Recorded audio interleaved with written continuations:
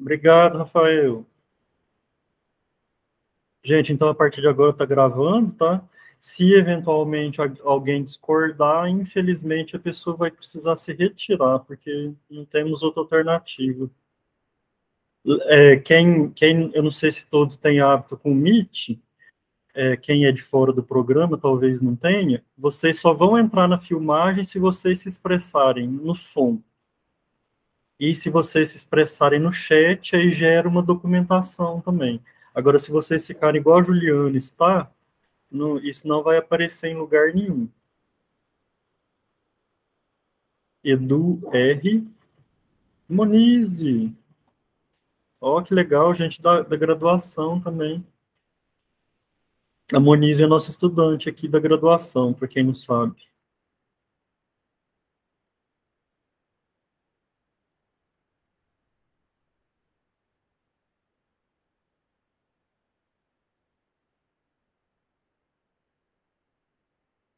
Mesa, me ajuda, participantes da mesa, me ajuda a decidir o ponto de início, tá? Na hora que vocês estiverem prontos, prontas e prontes, eu tô pronto. Eu sou, lá na ordem, eu sou a primeira, e tranquilo eu começar. Tudo bem, gente, eu começar, então? Certo? Então peraí, Camilo. Deixa eu Tá. só a lista de presença, a Tayla tá passando. Obrigado, Uhum. Tayla. Rodrigo, aquela hora você estava falando, a gente não te ouviu. Você quer falar antes da gente começar?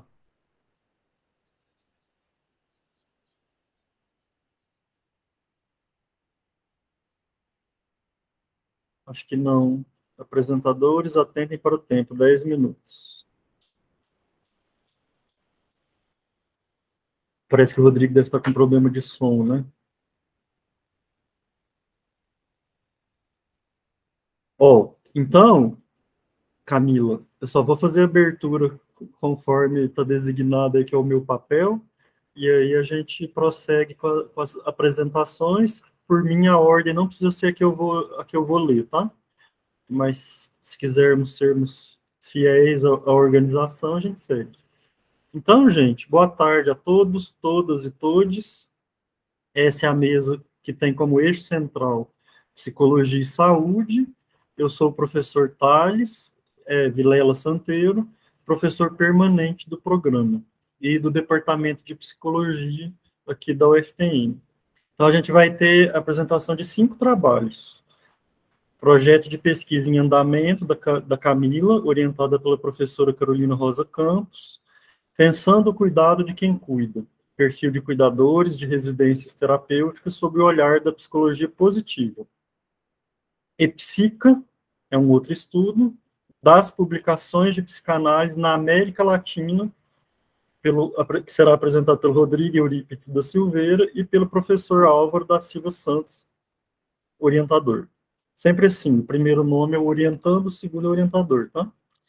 Trabalho terceiro é repercussões pandêmicas, impacto da pandemia de Covid-19 em serviços substitutivos de saúde mental, que será apresentado pela Tayla Marques da Silva e orientado pela professora Heloísa Cristina Figueiredo Friso. O quarto trabalho, saúde mental de pessoas idosas e famílias, um estudo no Serviço Intermediário de Atenção Psicossocial de Uberaba, será apresentado pela Ana Sofia Cerqueira Natali e tem sido orientado pela Marta Regina Farinelli. O último e quinto trabalho, desafios e construção de conhecimentos por enfermeiros sobre a síndrome pós-Covid.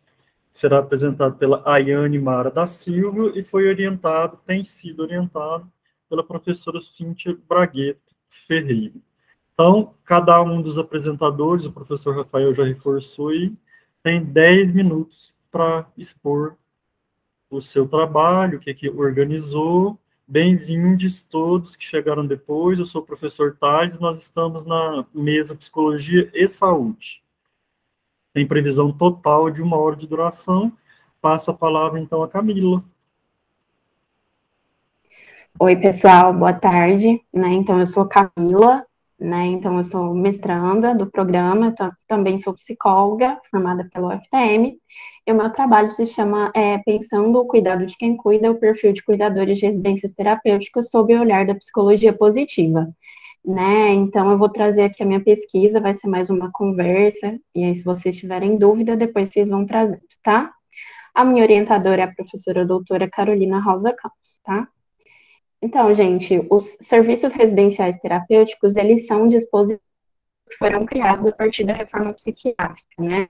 Então, a gente teve a reforma visando a construção de novos serviços substitutivos, né, para além do hospital psiquiátrico, né? Então, Barbacena, por exemplo, é um grande exemplo, né?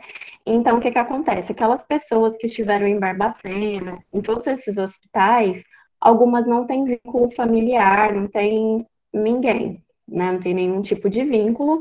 Então, essas pessoas foram tiradas desses hospitais, né, de toda aquela situação de violência, e elas precisavam de algum lugar para morar, né? Porque o hospital psiquiátrico não é um lugar para a gente morar.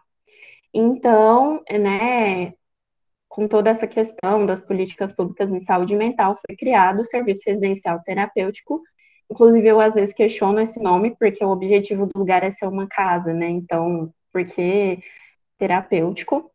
Mas, enfim, então, ao longo do processo de reabilitação psicossocial, foi criado esse espaço para receber essas pessoas, né? Só que, assim, são pessoas que vêm, né, desse processo de institucionalização, né? Então, elas viviam a vida hospitalar, e aí elas vão chegar em uma casa e é tudo novo, né? Então, é um processo de reconstrução da vida delas e também um processo de habitar esses novos lugares como moradias delas. Então, nesse sentido, vem os cuidadores em saúde, né? Então, os cuidadores dessas residências, eles têm um papel ali de acompanhar e auxiliar os moradores nesse processo de habitação dessas casas, né? Então, principalmente sobre o ponto de vista da saúde mental, né? Então, os processos de trabalho dos cuidadores em saúde vão envolver dar contorno a imprevistos do dia a dia dessas pessoas, né? Então, ajudar elas no processo do retorno da vida cotidiana, nas relações, buscando remontar o modo de vida psicossocial, né? Então, são coisas simples. Então, escolher a roupa, lavar roupa, fazer comida, escolher o que quer comer, todo esse processo, né? Os cuidadores vão ajudando esses moradores das residências terapêuticas, né? Então, aí, esses cuidadores, então, vão tendo ali que desenvolver meios de intervenção e cuidado que vão ser flexíveis e criativos para esses moradores, né? Então, já que eles têm que desenvolver esse trabalho,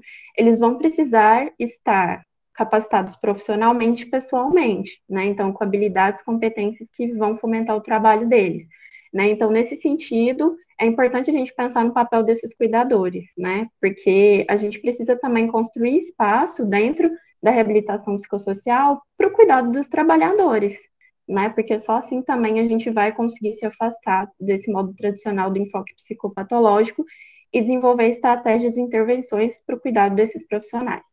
Então, nesse sentido também, eu busquei para o meu trabalho, né, a fundamentação teórica da psicologia positiva, né, que é uma área com foco nos estudos das emoções, características e instituições positivas, centrado na prevenção e na promoção da saúde mental, né? Então, o que a psicologia positiva fala, né? Então, é um exercício, né, para a gente se debruçar sobre o estudo dos aspectos saudáveis dos indivíduos, né?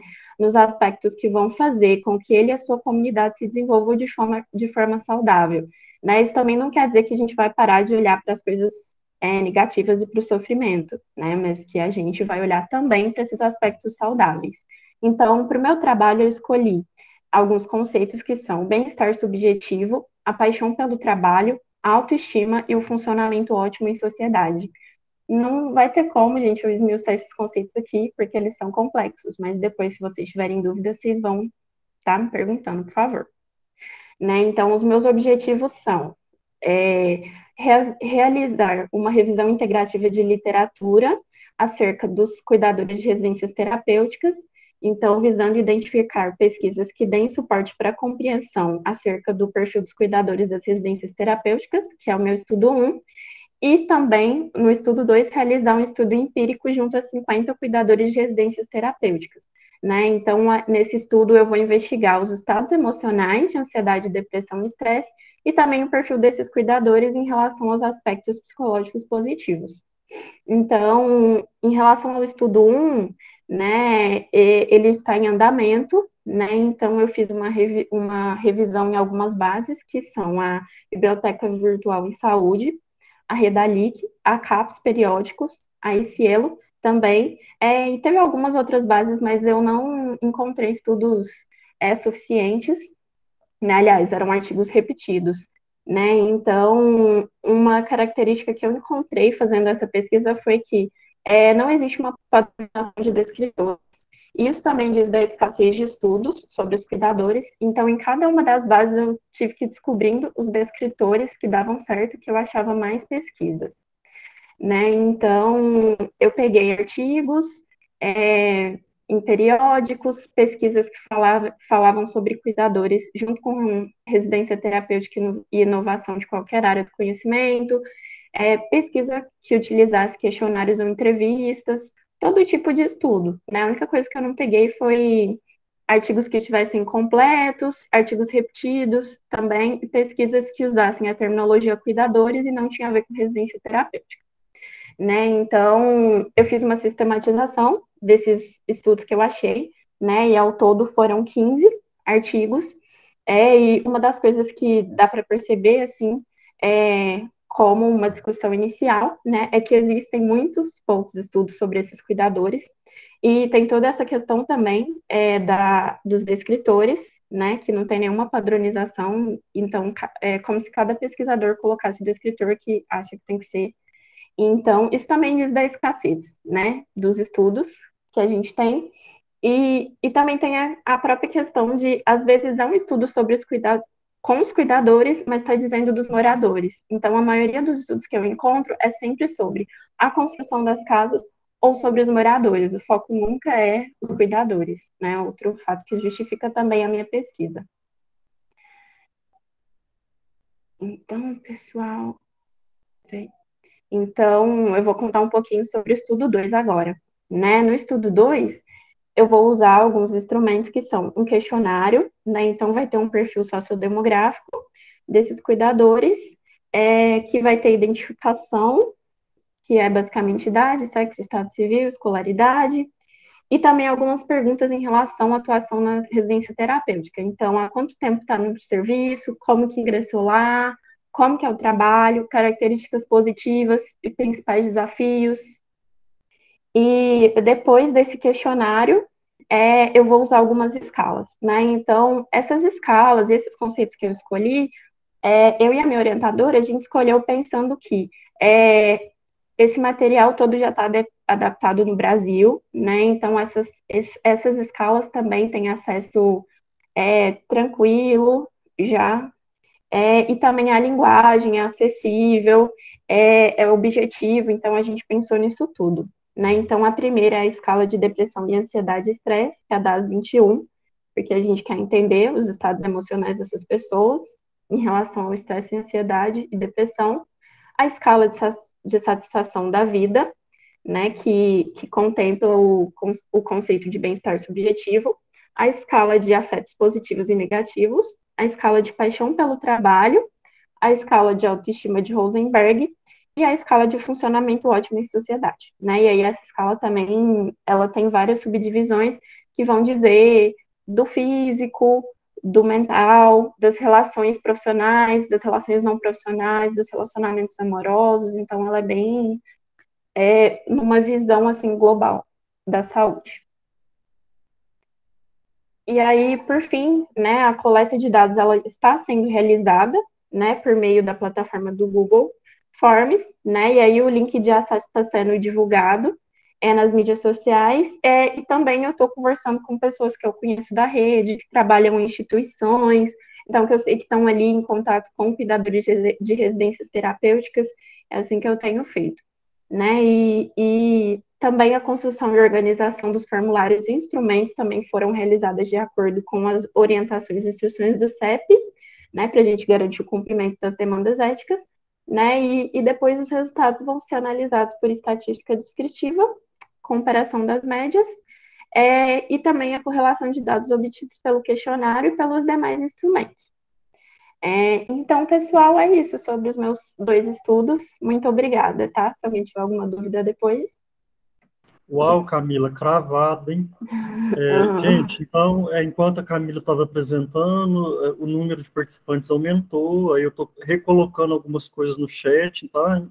Acabou que deu uma distraída na Camila, né? Ela achou que fosse para ela, mas era necessário, Camila. Passa a palavra para a próxima pessoa, então. Bem-vindos, quem chegou depois do início.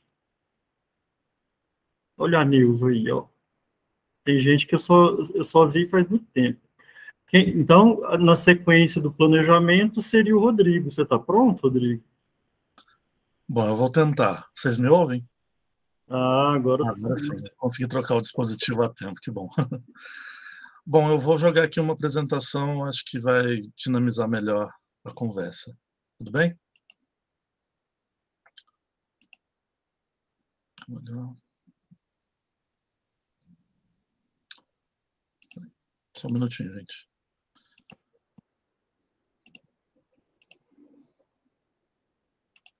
Agora sim. Bom, então eu venho para apresentar para vocês o EPSICA, que seria o estudo das publicações de psicanálise na América Latina. É uma proposta um tanto quanto, né, ousada, mas que eu e o professor Álvaro desenvolvemos nessa perspectiva de realizar o meu estágio de pós-doutorado junto ao programa de pós-graduação em psicologia. Né? Então, eu rapidamente me apresentando, sou enfermeiro, sou mestre e doutor em ciências da saúde, também tenho formação em psicanálise e agora estou aqui no programa como estagiário de pós-doutorado. E dentro dessa proposta, o que a gente considerou como mais importante foi justamente essa questão de que a produção científica, né, da psicanálise, muitas das vezes fica muito escondida, fica muito difícil acesso. E com isso a gente também buscou identificar, né, quais elementos eram importantes para entender como caminhava essa metodologia e a partir de que ponto, né, a psicanálise se vinculava às instituições, sejam as instituições de academia ou mesmo outras instituições da própria formação psicanalítica, né? Então, nesse caminhar, nessa primeira imersão na área, a gente identificou que algo que poderia trazer à luz essas perspectivas que a gente estava levantando seria o estado da arte, né? Já que ele visa esse mapeamento e essa discussão das produções, buscando também entender como se dá, né, quais os aspectos e as dimensões que são destacados e enfatizados nas épocas e ao longo desse tempo. Então, a gente consegue fazer uma perspectiva mais longitudinal, né, de acompanhar como também essa ciência tem evoluído. Justificando, então, né, nessa ausência de algo que fizesse essa imersão mais profunda, a gente delineou uma questão norteadora, né, que como estariam as dimensões dessas publicações nos periódicos exclusivos de psicanálise da América Latina. A gente identificou que muitos dos periódicos não são exclusivos, como de fato, né? Eles são muito mais ligados à grande área da psicologia, mas que, porventura, publicam estudos relacionados à psicanálise. Então, nesse estudo, o que a gente quis fazer foi justamente delinear, né, qual seria o limite dessas publicações e identificar especificamente aqueles que estivessem contribuindo apenas para a psicanálise. Então, além disso, também buscar entender e esclarecer, né, quais os temas que estão sendo abordados e onde esses pesquisadores estão atuando, como eles estão se articulando, né, se essas publicações ocorrem de uma maneira de uma pesquisa muito mais direcionada para a clínica ou de uma pesquisa que haja também um componente, né, de buscar identificar dentro dos indivíduos como eles se comportam. Então, fazer uma perspectiva mais geral, né, de como essas publicações acontecem. Então, a gente traçou 3 objetivos específicos, né? Até mesmo poderia dizer que esses objetivos específicos seriam com uma gradação, ou seja, ao término de um, estimularia, né, a passagem para o outro. Então, num primeiro momento, um estudo de revisão bibliométrica, depois uma revisão integrativa, né, a partir da bibliométrica e tentando, né, encontrar os gatilhos. Rodrigo, licença. Você sabe que você está no primeiro slide? Para nós aparece como se você tivesse com o primeiro slide. Não, eu Para você estou não. apresentando. Ah, tá. Eu estou passando a apresentação. Para nós ficou preso lá no primeiro slide, tá? Só para você saber, mas está tudo tranquilo, a sua apresentação tá clara. Tudo bem, então eu vou continuar assim mesmo. Infelizmente é um recurso da tecnologia que eu não consigo. Ok, vamos lá. Bom, então, retomando, né, o primeiro objetivo seria um estudo de revisão bibliométrica, né, para identificar justamente como essas revistas, esses periódicos estão expressando, né, os seus conteúdos. Depois, uma revisão integrativa, e aí jamais aprofundando nos aspectos relacionados às dimensões qualitativas dessas publicações. E, por fim, né, e o grande objetivo desse estudo é alcançar o estado da arte dessas publicações no âmbito da América Latina. Como bases de dados que a gente vai utilizar para a seleção desses periódicos, a primeira é os periódicos da Biblioteca Virtual de Psicanálise, que é um instrumento, né, da FEPAL, um instrumento que já tem aí uma série de periódicos que estão associados a elas, e, além disso, uma outra listagem, né, de periódicos psicanalíticos que foi elaborada pela CAPES, né? Então, com isso, utilizando dessas 2 grandes bases de dados, a gente elencou alguns critérios de inclusão e de exclusão, mas que, no todo, esses periódicos deveriam manter publicações em periodicidade, né, no intervalo de 10 anos, ou seja, eles deveriam permanecer, né, ativos e estarem situados geograficamente nesse âmbito da América Latina. Como exclusão, os periódicos que, porventura, se repetissem entre as bases. Dentre, né, algumas das variáveis, né, que foram de interesse para a gente buscou informações sobre os autores, formação, titulação, onde atuam, em que local eles se situam, informações sobre o periódico, qual que é o número, qual que é a média de publicações, quantos artigos eles publicam por ano, se eles estão ligados a algum programa de pós-graduação ou a alguma instituição de formação em psicanálise, né? Quais são os grandes temas de interesse, quais são suas ramificações, se eles têm qualis, se eles têm indexadores, como eles se distribuem geograficamente, né? E também se eles têm alguma relação com essas escolas de psicanálise.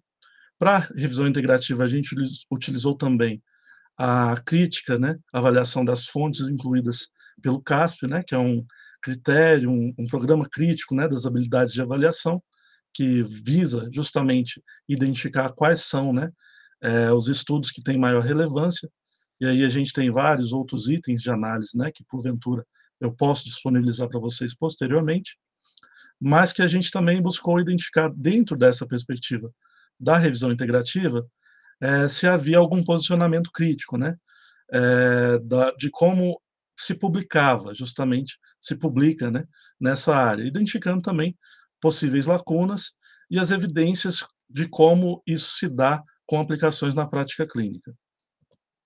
E, por fim, né, o estado da arte, que seria, a partir dos extratos das etapas anteriores, a gente ia criar um corpus, pretende criar um corpus, ou seja, um conjunto, né, desses textos pesquisados, e aí a gente vai utilizar o programa Iramutec, que é uma interface do programa estatístico R, né, para rodar essa análise, né, multidimensional desses textos. Como resultados esperados, né, o que a gente espera conseguir construir no caminhar dessa pesquisa, é entender como a psicanálise, né, tem contribuído com as práticas clínicas públicas, através também da sua inserção na sociedade como um todo, e se houver, né, a gente conseguir também identificar a sua inserção nas universidades, e de uma outra monta, explicitar a sua presença no espaço acadêmico e também na mídia, buscando identificar, né, como ela se explicita por suas referências teóricas e também por seus pressupostos metodológicos. Por fim, apresentando alguns resultados prévios, a gente já identificou 72 periódicos, né, que no momento estão constituindo esse corpus de análise, sobretudo para a etapa bibliométrica, que é no momento em que a pesquisa está acontecendo. A maioria desses periódicos tem uma periodicidade de publicações semestral, ou seja, 2 vezes ao ano, e tem uma média de artigo de 15 a 20, né? No universo aproximado que a gente está tratando de 28 mil publicações, considerando os 10 anos da pesquisa. E a distribuição, né, dessas revistas na América Latina, a gente identificou que 76% desse corpus está localizado no Brasil, 13% na Argentina, Chile e Colômbia têm 3%, da mesma forma que o Peru, né, e México e Uruguai têm 1% das publicações. Então, nesse contexto, o que eu tinha para trazer para vocês seria isso. Eu gostaria também de agradecer e me colocar à disposição para eventuais dúvidas ao fim das apresentações. Mas vocês estão parecendo atleta de Olimpíada, hein? Cravado o tempo, hein? Obrigado, Rodrigo. A próxima pessoa, então, pode ficar à vontade para iniciar. Vou colocar os slides aqui, não sei se checam para mim se está aparecendo. Ainda não está aparecendo.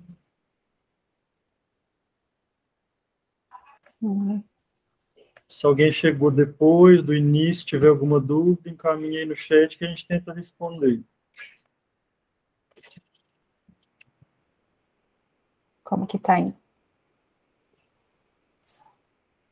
Apareceu, Tânia. Então, Tayla, a partir de agora você tem 10 minutos. Tá bom, muito obrigada. Boa tarde a todos. Eu sou a Tayla, sou psicóloga, atendo para o município de São José dos Pinhais, no Paraná, e faço mestrado no programa de pós-graduação de psicologia da UFTM. Sou orientada pela professora Heloísa. Vou apresentar para vocês um projeto em andamento da minha pesquisa, que tem como título Repercussões Pandêmicas, o impacto da pandemia de Covid-19 em serviços substitutivos de saúde mental. Para início, né, quero contextualizar 2 grandes temas, de uma maneira bem breve, que é o Centro de Atenção Psicossocial do CAPS e da pandemia. O CAPS, ele é o serviço de maior complexidade da rede de atenção psicossocial dentro do SUS. Ele é o serviço que atende os casos graves e de maior complexidade, casos com situações de crise e emergências psiquiátricas.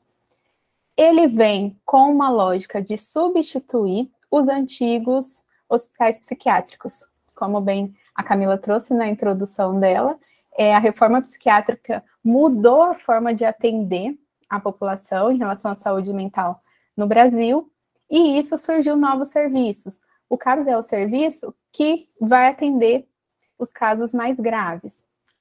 A frente de trabalho do CAPS é um trabalho que seja territorial, comunitário, integral, que vise pela liberdade do sujeito e que usa como estratégias atendimentos em grupos, atendimentos multiprofissionais, planos terapêuticos extensos em que o paciente participa de atividades na unidade, mas também em outros serviços da rede, com foco na reinserção social.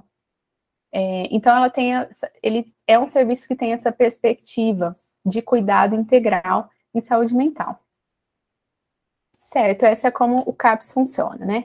O CAPS está em funcionamento aí dentro do funcionamento público nacional, e aí a gente enfrenta um advento da pandemia de Covid-19, o que acontece, né, que no final de 2020, começa aí começo, né, de 2020, começam casos de uma doença respiratória que vai atingindo todos os países, chega no Brasil como uma emergência de saúde pública, né? Nessa situação, as medidas de prevenção de contágio, de cuidado, são voltadas com isolamento social, distanciamento e se torna mais prioritário atendimentos que sejam para a demanda de saúde, de atendimento à Covid.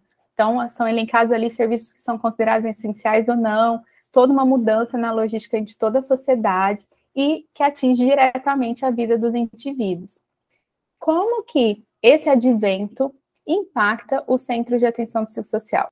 Essa é a pergunta da pesquisa, como que tem repercutido no cuidado ofertado aos pacientes com transtornos mentais dentro do serviço público de saúde diante dessa situação pandêmica. Então, o objetivo da pesquisa é compreender essas repercussões da pandemia de Covid-19 em serviços substitutivos de saúde mental, dividido em 2 estudos, em que o primeiro estudo vai investigar, junto aos profissionais dos CAPs de Uberaba, quais as possíveis repercussões da pandemia na prática e na realidade do trabalho nos 2 primeiros anos pandêmicos, 2020 e 2021, e compreender se as mudanças geradas pela pandemia repercutem na forma de trabalho e na realidade do serviço hoje. Esse seria o estudo 2. Qual que é a metodologia, né? Qual que é o método? É uma pesquisa qualitativa, a partir do referencial teórico fenomenológico, que entende que aqueles que serão os sujeitos da pesquisa têm as suas percepções sobre as suas vivências. É uma pesquisa que está aprovada pelo CEP e investiga junto aos profissionais dos CAPs da cidade de Uberaba. Hoje, a rede de Uberaba, ela contém 4 CAPs, sendo 2 CAPs gerais, que atendem transtornos mentais, um CAPs AD3, que atende usuário de álcool e outras drogas, e um CAPs infanto-juvenil. Essa população, né, são os profissionais que atuam no CAPs, ou atuaram em parte ou em toda a pandemia.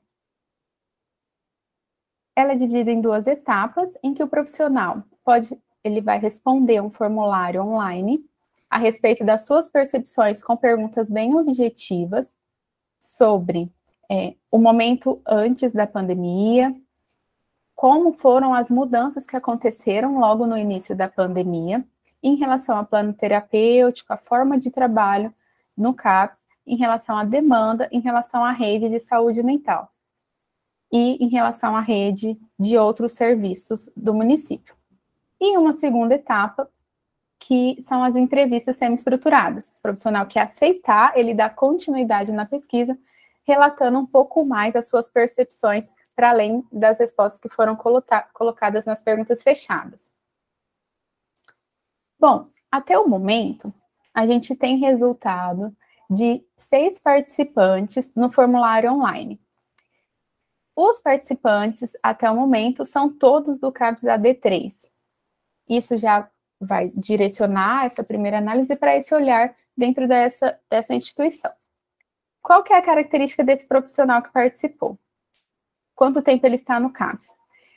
Mais da metade dos profissionais estão há mais de 3 anos. Vocês podem ver ali que metade está entre 3 e 4 anos, 16% em 5 a 10 anos, e 33% tem de 1 a 2 anos no CAPs.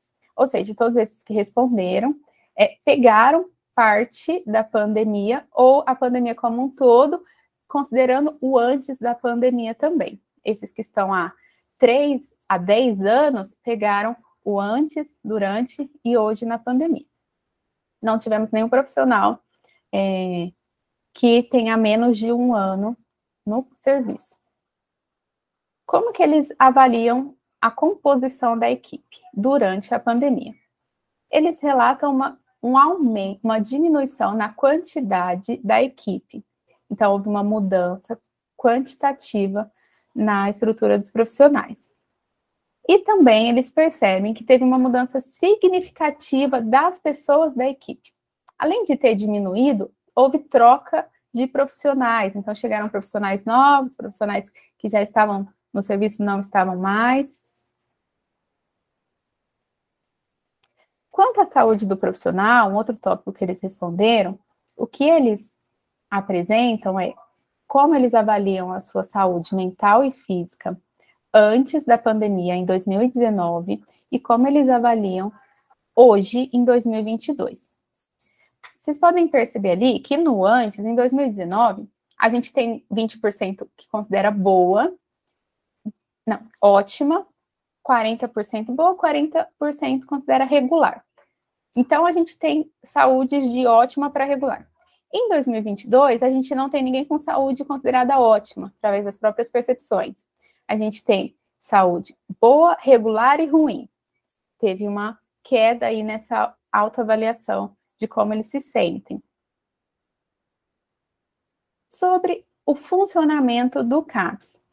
Quanto à chegada dos pacientes no serviço. Todos os participantes relatam um aumento da busca espontânea, ou seja, começaram a chegar mais pacientes por busca livre, por sentirem a necessidade de um acolhimento no serviço, e, ao mesmo tempo, um aumento da chegada de encaminhamentos. O paciente passou em outro serviço, foi encaminhado, direcionado para o CAPS AD. Os dois dados mostram aumentos da busca e da quantidade de atendimentos. Quanto ao plano terapêutico, nessa questão, eles foram perguntados sobre o plano terapêutico como um todo, e aí eles poderiam indicar as mudanças que eles viram, né? Então, todos os participantes relataram que houve a suspensão dos grupos em algum momento.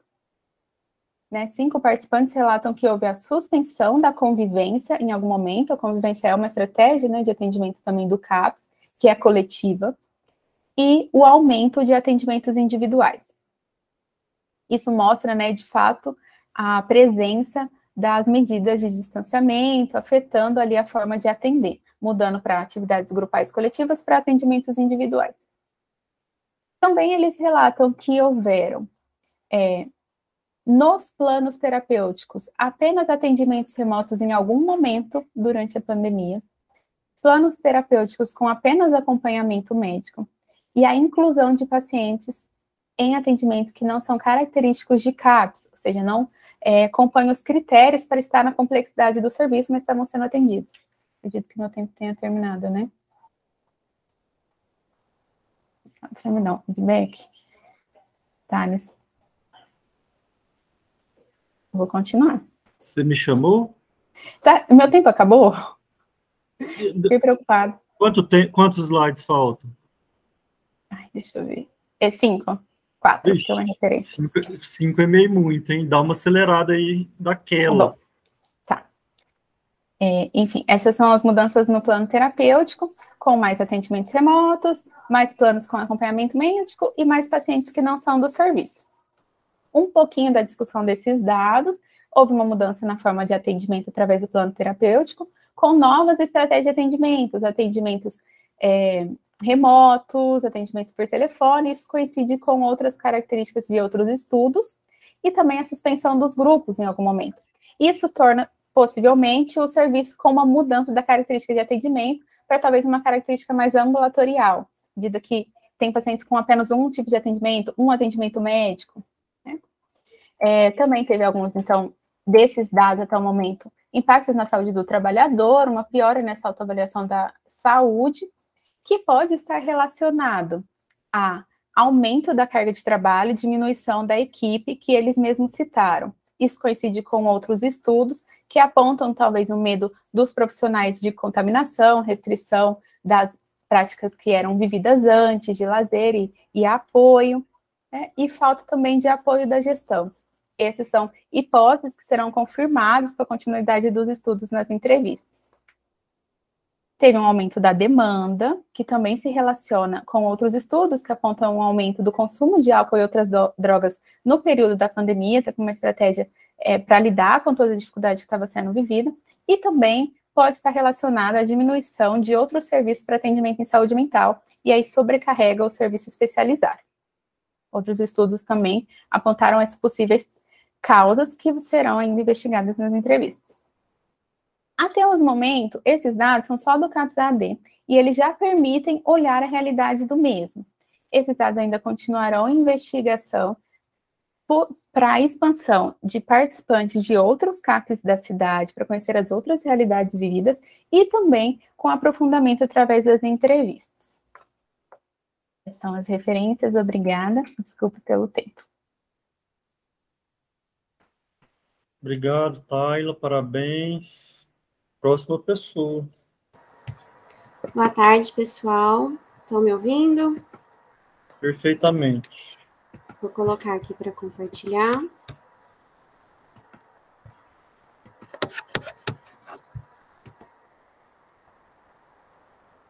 Apareceu aí para vocês? Ainda não. Não? Apareceu. Apareceu? Bom, então meu nome é Ana Sofia, eu sou assistente social, sou aluna, sou mestranda do programa PPGP da UFTM e sou orientanda da professora Marta Regina Farinelli. Vou falar um pouquinho da nossa pesquisa. Essa pesquisa ela está ligada à minha atuação profissional como assistente social na Prefeitura de Uberaba, mais especificamente no CIAP, que é um serviço de saúde mental de média complexidade, e onde ficou evidente para mim que o adoecimento mental também estava ligado às expressões da questão social, principalmente na fala da pessoa idosa, onde ficava mais evidente, porque nos atendimentos que a gente fazia de admissão no serviço, a pessoa idosa fazia um relato da sua trajetória, uma trajetória que era marcada por violações de direitos, preconceitos, pobreza, a precarização das condições de trabalho, das negligências vividas, dos vínculos familiares fragilizados ou rompidos, que ocasionaram um transtorno mental ou que agravaram um quadro de saúde mental que já existia por outros fatores. Então, foi a partir dessa vivência no meu meio profissional que me impulsionou a buscar compreender esse fenômeno enquanto pesquisadora. Envelhecer é uma preocupação mundial e chama a atenção para os estudos, pesquisas. Com o avançar da idade, existe a possibilidade do surgimento de algum comprometimento psíquico, mental, físico, levando em consideração os fatores biológicos, né, o desgaste mesmo, físico, mental, e a própria trajetória vivida. A gente encontra estudos e dados estatísticos que falam sobre o aumento da expectativa de vida e da diminuição da taxa de natalidade, e que esses indicadores foram alterados pelas influências sociais, econômicas e de acesso à saúde. A família, historicamente, sempre ocupou um papel muito importante no cuidado e na proteção de seus membros. E com o envelhecimento da população brasileira, uma diminuição dos membros da família e um papel omisso do Estado com as políticas sociais, as famílias decidem por si de que forma vão oferecer um cuidado à pessoa idosa. Então, essa transformação na dinâmica familiar que a gente está vivenciando, né, a gente está ficando cada vez mais à mercê do mercado de trabalho, teremos que passar a maior parte da nossa vida no trabalho, devido às reformas que nós tivemos recentemente, e que vão interferir nessa dinâmica. E diante desse contexto de cuidado familiar, numa população que necessita frequentemente de apoio e que está em crescente ascensão, que justifica a importância desse estudo. Conforme as normas do PPGP, a pesquisa será composta por 2 estudos que vão embasar a ideia central. O estudo 1 será feito com as pessoas idosas e o estudo 2 com o familiar que acompanha essas pessoas no serviço de média complexidade. A gente tem por objetivo compreender os reflexos socioemocionais e econômicos no processo de envelhecimento da pessoa idosa, com diagnóstico em saúde mental, e seu familiar, no Serviço Intermediário de Atenção Psicossocial de Uberaba. Identificar o contexto social ao qual a pessoa idosa e seu familiar estão inseridos, compreender a percepção da pessoa idosa e da família com relação ao processo de adoecimento mental, conhecer a relação familiar na perspectiva da pessoa idosa e de seu familiar cuidador. Ambos os estudos serão qualitativos. A pesquisa qualitativa busca conhecer a trajetória da vida, as experiências sociais, numa perspectiva histórica, a forma como aquele sujeito vivencia o seu meio social, vai ser do tipo exploratória, utilizando entrevistas semi-estruturadas. A investigação também se baseará na pesquisa bibliográfica, utilizando obras, teses, dissertações, artigos científicos. Utilizaremos a pesquisa documental de dados existentes no sistema saúde, de leis, decretos, e será também orientada pelo materialismo histórico-dialético, a fim de obter uma análise crítica pautada na perspectiva de totalidade. A nossa análise de dados será por meio dos núcleos de significação, que tem por objetivo instrumentalizar o pesquisador no processo de apreensão de sentidos e significados constituídos pelo sujeito, e tem como objetivo discutir a dimensão histórico-dialética da referida proposta e seus desdobramentos perante a realidade. No materialismo histórico-dialético, ele traz para nós a compreensão de que o processo saúde-doença, ele vai ser determinado socialmente. Nesse ponto de vista, as pessoas são vistas dentro de uma ótica coletiva, estando sempre inseridas em uma classe social, sendo reflexo dessa inserção no sistema de produção que vai determinar a saúde. O próprio SUS, ele traz para nós a ideia de determinantes sociais de saúde, e é essa concepção que vai ser apresentada como uma possibilidade teórica de interpretação da realidade das pessoas idosas e de seus familiares. A questão social, ela expressa as desigualdades econômicas, políticas e culturais das classes sociais. E para os trabalhadores envelhecidos, e aqui eu ressalto que nessa pesquisa a gente está falando de uma pessoa idosa que pertence à classe trabalhadora, usuária do SUS. A gente sabe que no Brasil, quem utiliza o SUS, o Sistema Público de Saúde, em sua maioria são os trabalhadores mais empobrecidos, e que nessa etapa da vida, na velhice, as expressões da questão social são evidenciadas na reprodução e ampliação das desigualdades sociais. Então, a velhice vai ser entendida como uma construção social. Não tem como a gente falar da pandemia de Covid-19, que foi um momento muito difícil, né, e ainda está sendo. As expressões da questão social se acentuaram em diversos âmbitos, agravando a vulnerabilidade da população, em especial da pessoa idosa. O isolamento, logo no início, foi uma das estratégias preventivas do contato do vírus e foi acompanhado de vários problemas sociais. Nós tivemos a interrupção ou a redução da oferta de serviços de atendimento à pessoa idosa e que podem ter contribuído para a manutenção, o agravamento ou até mesmo o surgimento de casos de violação de direitos.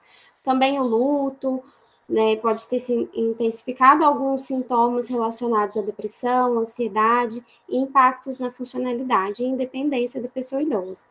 Essa medida também ocasionou uma maior interação entre os familiares, entre as pessoas idosas e os cuidadores, né, ou algum familiar, o que pode ter agravado questões interpessoais. A nossa pesquisa ainda está em fase de aprovação no CEP.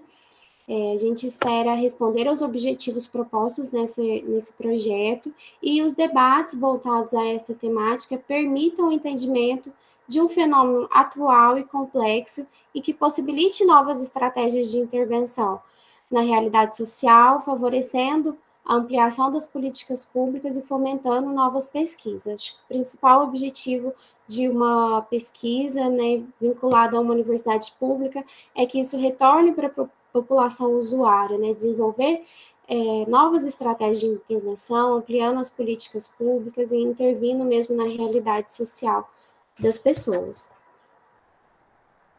Algumas das nossas referências. Espero que eu não tenha falado muito rápido, que todo mundo tenha entendido, mas eu agradeço a oportunidade e me coloco à disposição também para responder qualquer dúvida. Parabéns, Ana Sofia, obrigado. Então, a gente passa para a apresentação final. Sou eu, já estou preparando aqui.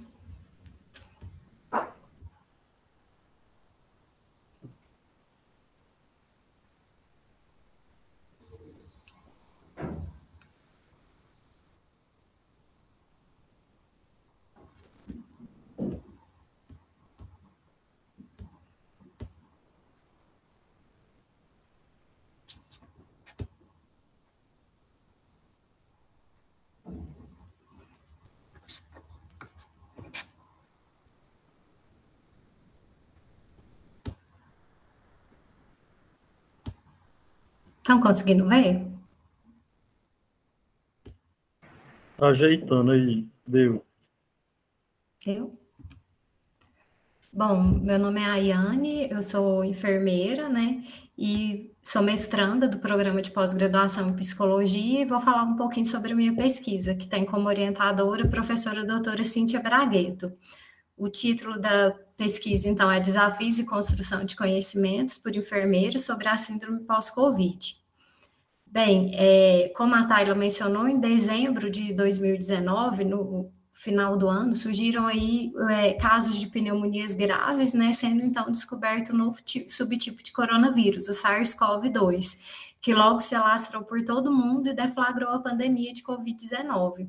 E à medida que alguns casos foram evoluindo para a cura, percebeu-se então a persistência de alguns sintomas após a fase aguda da doença, que podem ser falta de ar, tosse, queda de cabelo, perda de memória, fraqueza, e tem até mesmo alguns problemas mais graves relatados, como AVC, predisposição a diabetes e até mesmo alterações nos níveis glicêmicos.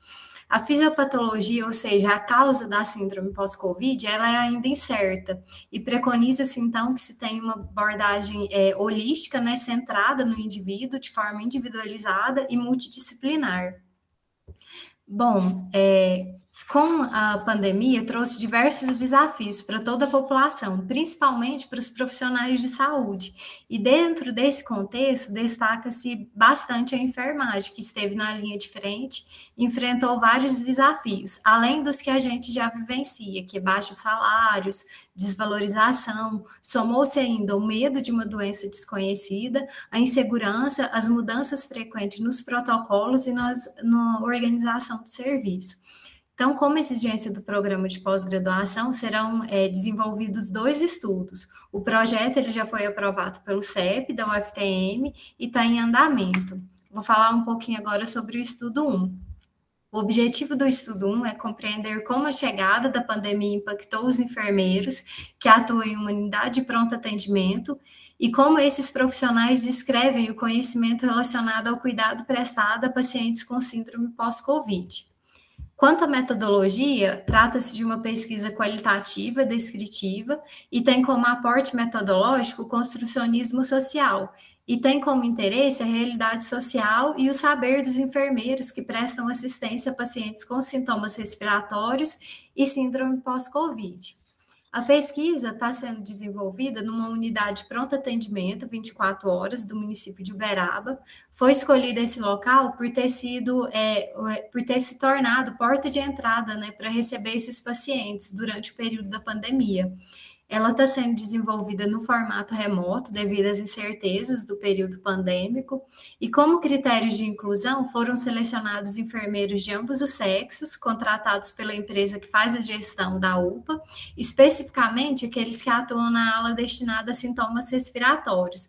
Após o início da pandemia, a unidade ela foi dividida em 2 alas, sendo uma para atendimento de quadros gripais e a outra para demais casos. A coleta de dados já está sendo realizada, né? Foi realizada através de entrevistas semi-estruturadas, construída pelas pesquisadoras, feitas de forma individual por meio da plataforma Google Meet. No primeiro momento, foi lido e assinado o termo de consentimento livre e esclarecido junto ao participante e coletado dados de identificação e sociodemográficos, seguindo, então, para perguntas que visavam responder os objetivos da pesquisa. As entrevistas elas foram gravadas e tiveram duração de mais ou menos 30 minutos. A análise dos dados em andamento ainda se dá através da transcrição na íntegra das entrevistas, seguida pela leitura flutuante, curiosa e profunda de todas as falas. E, posteriormente, elas foram organizadas em temáticas construídas com o intuito de responder os objetivos propostos. Como resultados, até o momento, né, a gente já tem com a diminuição dos casos pela vacinação, a unidade na época da coleta de dados, ela contava com 10 enfermeiros que se encaixavam nos critérios de inclusão. Desses 10, apenas 7 aceitaram participar do estudo. Todas eram do sexo feminino, com idade entre 27 e 58 anos, tempo de formação de 3 a 23 anos, e 3 delas tinham um segundo emprego. E no momento da entrevista foi sugerido que elas escolhessem codinomes baseados em super-heróis para preservação do sigilo. E a gente teve Mulher Maravilha, Tempestade, Homem de Ferro, Mulher Hulk, Viúva Negra, Batman e Capitão América. E as temáticas que emergiram dos dados coletados até o momento foram repercussões da pandemia, os rastros da Covid-19, o saber sobre a síndrome pós-Covid e atendimento à síndrome pós-Covid. Aqui eu trago algumas falas marcantes, né, das entrevistas. Repercussões da pandemia, Tempestade. A notícia da pandemia até então eu achava que era uma realidade que estava longe da gente, que não ia chegar de uma forma tão assim. Eu nunca esperava viver uma pandemia.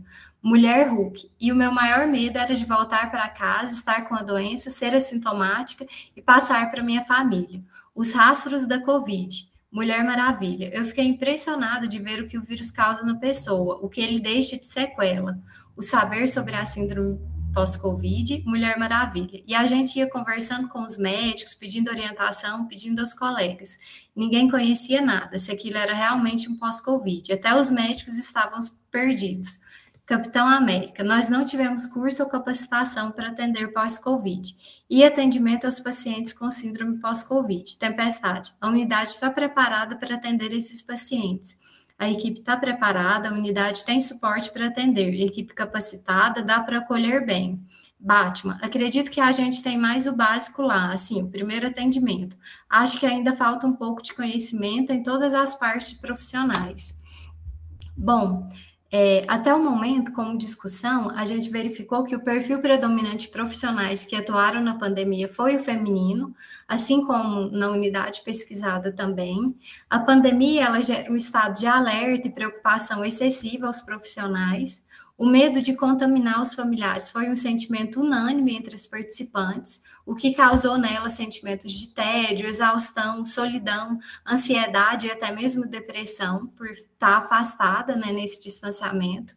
E o atendimento de pacientes com sequelas tem sido comum na prática clínica e os problemas pulmonares são os mais frequentes.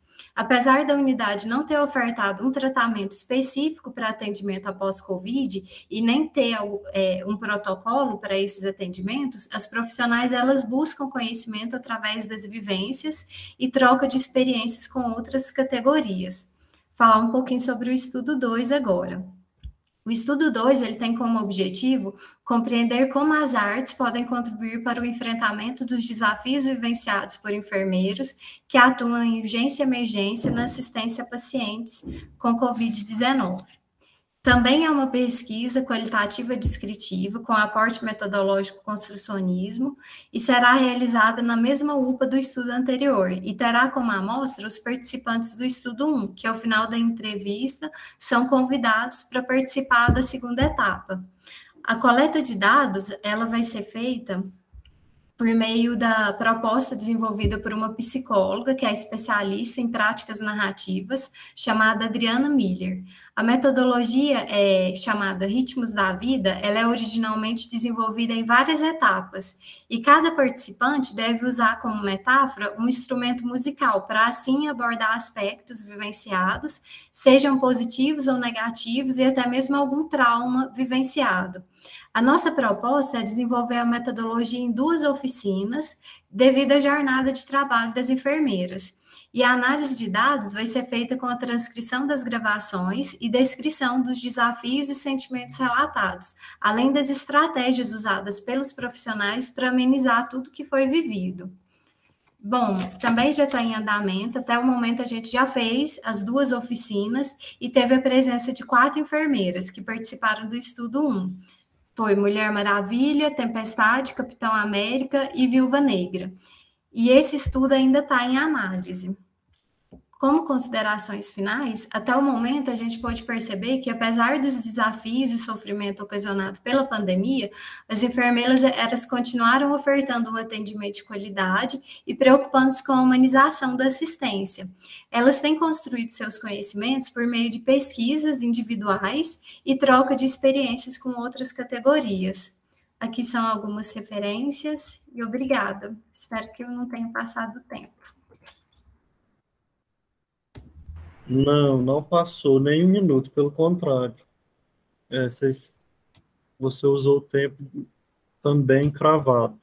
Parabéns pela apresentação, parabéns, Ana Sofia, Taylor, Obrigada. Rodrigo, Camila. Às 16 horas teremos nossa última atividade do dia, o professor Rafael está dizendo, conferência 2 com a professora Ana Bock, né? E ele está disponibilizando os vídeos assíncronos no Classroom do CIP. Obrigado, Juliana. O pessoal merece os parabéns, né? Legal ouvir vocês um pouquinho, né? As experiências de um pós-doutorando, inclusive, muito articulados, né? Os trabalhos de vocês com as práticas profissionais, né? Com as linhas de pesquisa dos seus orientadores, do programa, né? Isso é muito bonito de ver.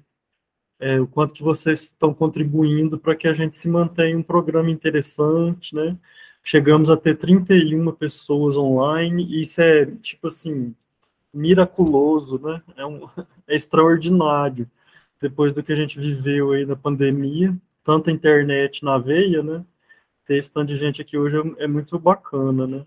Então tem estudantes da graduação, da pós, outros estudantes, o Matheus, por exemplo, a Kellen, a Sara, a Júlia, né?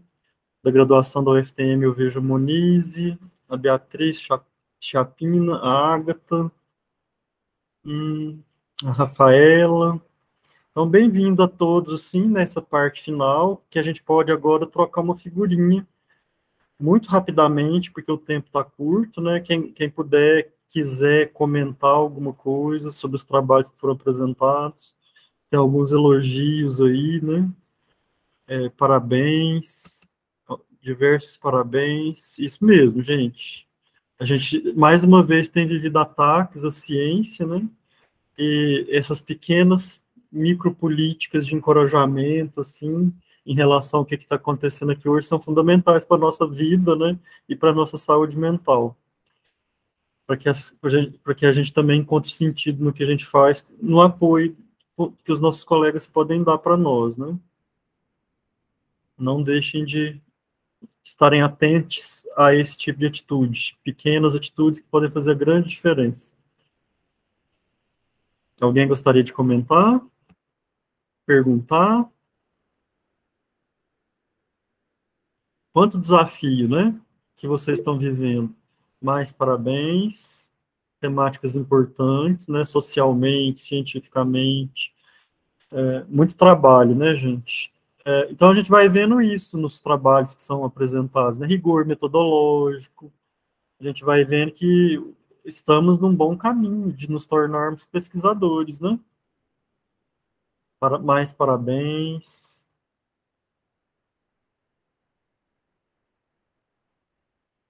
Mais comentários. Pessoal da própria mesa, gostaria de comentar? Agora que vocês se liberaram do fator temporal. Acho que eu queria citar a sintonia, né? Assim, você já falou sobre isso, mas dos trabalhos que passam ali na reforma psiquiátrica, pega o Covid, pega serviços intermediários, pega a psicanálise dentro da saúde pública, achei bem legal, assim, poder conciliar isso aqui, né? Eu achei a amostra, né, o corpus do Rodrigo pequeno, né? Só 28 mil publicações, pouca coisa. Meu Deus do céu, né? Quanto gás. É isso, né? Então, gente, quem é da plateia, especialmente quem é da graduação, né? É isso que é pesquisa, né? Fazer pesquisa documental, fazer pesquisa com seres humanos, e tem essa diversidade teórico-metodológica e temática que, se vocês que são da graduação quiserem se aprofundar nelas, o pessoal está aí apresentando algumas possibilidades para vocês dialogarem com os professores daqui, né? Ágata. Os temas abordados me fazem refletir mais sobre as mudanças que o pós-pandemia traz, e como isso nos convida a pensar em estratégias diferentes para lidar com esses embates. Obrigado, Agatha.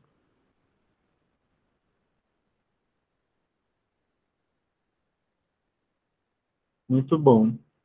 Alguém mais da própria mesa gostaria de falar alguma coisa? Então vamos descansar, né, para poder assistir a palestra de daqui a pouco. Muito obrigado a todos. Obrigado, professor Rafael, tão atencioso, tão competente como sempre. E até daqui a pouco. Até daqui a pouco, gente. Obrigada, viu, Thales, também. Tá? Você me arrumou uma, né, Camila? Você me arrumou uma, né? Pois é, a gente agradece também, como comissão organizadora do CIP. Parabéns para vocês, gente. Evento lindo. Lindo, lindo, lindo. Tchauzinho, até já.